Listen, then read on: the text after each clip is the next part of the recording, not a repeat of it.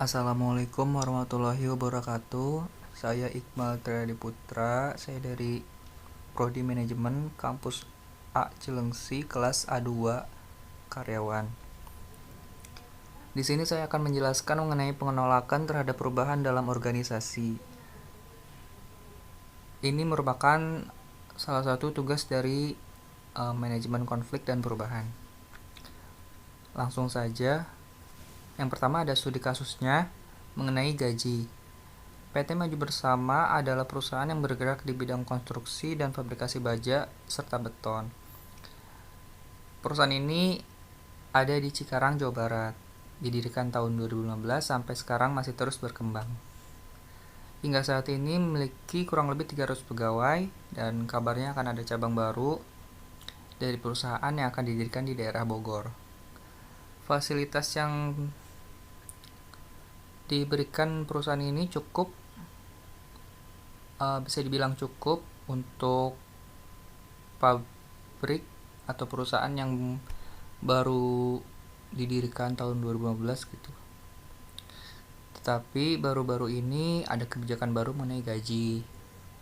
Gaji pegawai mengalami kebijakan perubahan baru. Untuk karyawan tetap, gaji akan dibayarkan sama dengan bulan lalu, tidak ada perubahan kecuali untuk karyawan kontrak.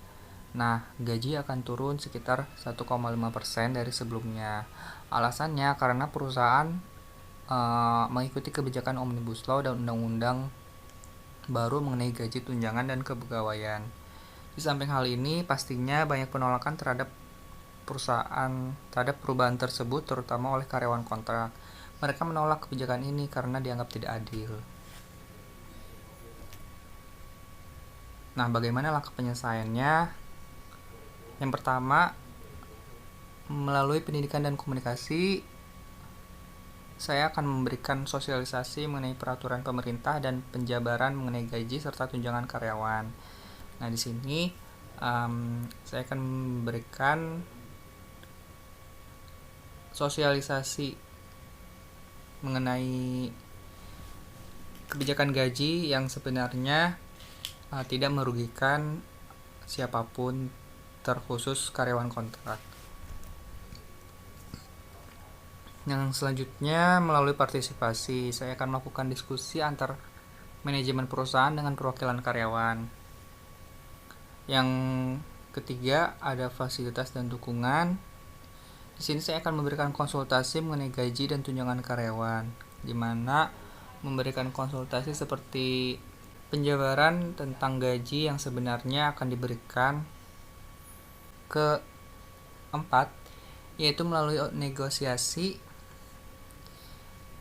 Pada negosiasi ini akan dilakukan diskusi secara serius dengan karyawan serta menetapkan keputusan secara bersama, di mana keputusan ini benar-benar mutlak. Yang kelima, yaitu melalui manipulasi dan kooptasi.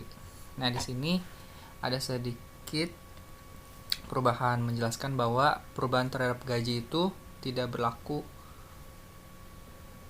untuk saat ini, akan berlaku nanti setelah habis masa kontrak pertama bagi karyawan baru.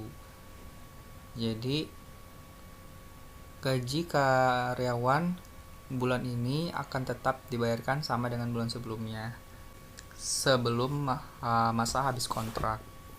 Setelah kontrak pertama habis, maka kontrak selanjutnya gaji akan dibayarkan sesuai dengan kebijakan Omnibus Law. Nah, yang terakhir, melalui paksaan.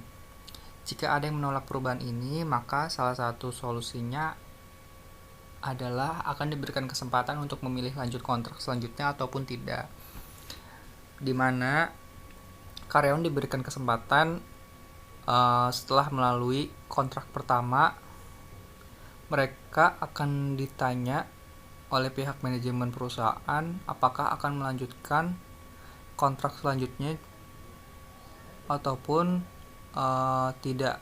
Jadi mereka bebas memilih akan melanjutkan atau tidak. Kalaupun mereka akan melanjutkan, maka akan dibayarkan gaji sesuai dengan peraturan Omnibus Law. Kalaupun tidak, berarti mereka akan resign dan tidak melanjutkan bekerja di perusahaan ini. Cukup sekian. penjelasan materi tentang studi kasus gaji. Semoga bisa dipahami dengan baik. Mohon maaf atas kekurangan materi dan penjelasan yang telah saya berikan. Kurang lebihnya mohon maaf. Assalamualaikum warahmatullahi wabarakatuh.